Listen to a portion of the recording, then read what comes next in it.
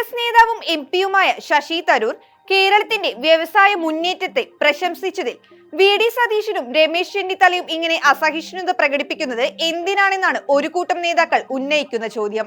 വികസനത്തിൽ കേരളം ലോകത്തിനും രാജ്യത്തിനും മാതൃകയാണെന്ന് ശശി തരൂർ കൃത്യമായ ഡാറ്റകൾ ഉദ്ധരിച്ചുകൊണ്ടാണ് ഒരു ഇംഗ്ലീഷ് ദിനപത്രത്തിൽ ലേഖനം എഴുതിയതെന്നും അവർ അവകാശപ്പെടുന്നു. തരൂർ പറഞ്ഞ കാര്യങ്ങളിൽ എന്താണ് തെറ്റുള്ളതെന്നും വിഷയം വഷളാക്കിയത് ചില കോൺഗ്രസ് നേതാക്കൾ ആണെന്നുമാണ് ആരോപണം. കിട്ടിയ അവസരത്തിൽ തരൂരിനെ വാനോളം പൊക്കാൻ മുഖ്യമന്ത്രി പിണറായി വിജയനും മറന്നില്ല.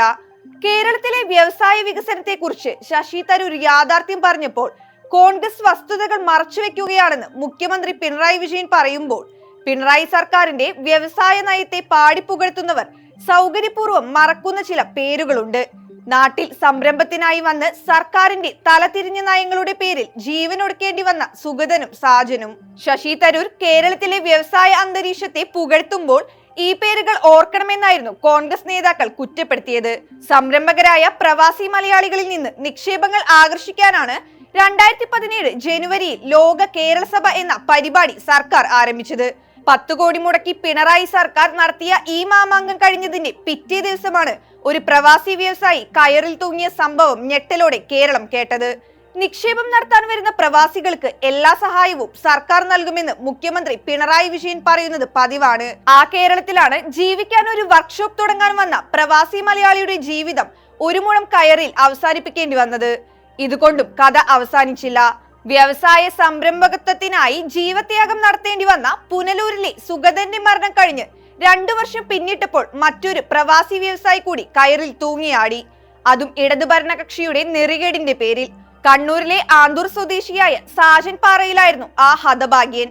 CPM സംസ്ഥാന സെക്രട്ടറി MV ഗോവിന്ദന്റെ ഭാര്യയും ആന്തൂർ മുനിസിപ്പൽ ചെയർപേഴ്സണുമായ PK ശ്യാമളയുടെ പെരുമാറ്റത്തിൽ നിരാശനായാണ് സാജൻ ആത്മഹത്യ ചെയ്തത്. 2019 ജൂൺ 18 പുതിയ തെരുവിലെ വീട്ടിൽ സാജൻ പാറയിൽ ജീവനൊടുക്കുന്നത്. 15 കോടിയുടെ പദ്ധതിക്ക് അനുമതി ലഭിക്കാത്തതിന്റെ മനോവിഷമം സാജനുണ്ടായിരുന്നു. ആന്തൂർ നഗരസഭയെയും അധ്യക്ഷ PK ശ്യാമളയെയുമാണ് കുടുംബം പ്രതിക്കൂട്ടിൽ നിർത്തിയത്. പക്ഷേ സാജന്റെ മരണത്തെക്കുറിച്ച് അന്വേഷണം നടത്തിയ പോലീസ് സംഘം ശ്യാമളയെ പ്രതി ചേർത്തില്ല. ഈ വികസന വിരുദ്ധർ എന്നെ തോൽപ്പിച്ചു. ഇവരോട് ഞാനും എന്റെ ജീവനക്കാരും പോരടിച്ചിട്ടും ഫലമുണ്ടായില്ല. പ്രവാസി ജീവിതത്തിലെ സമ്പാദ്യം മുഴുവൻ പാഴായി. സാജന്റെ മുറിയിൽ നിന്ന് പോലീസ് കണ്ടെടുത്ത നോട്ട്ബുക്കിൽ സ്വന്തം കൈപ്പടിയിൽ സാജൻ എഴുതിയ ഈ വാചകങ്ങൾ കേരളത്തിൽ കൊട്ടിഘോഷിക്കുന്ന വ്യവസായ കുതിപ്പിന്റെ തിരുശേഷിപ്പാണ്.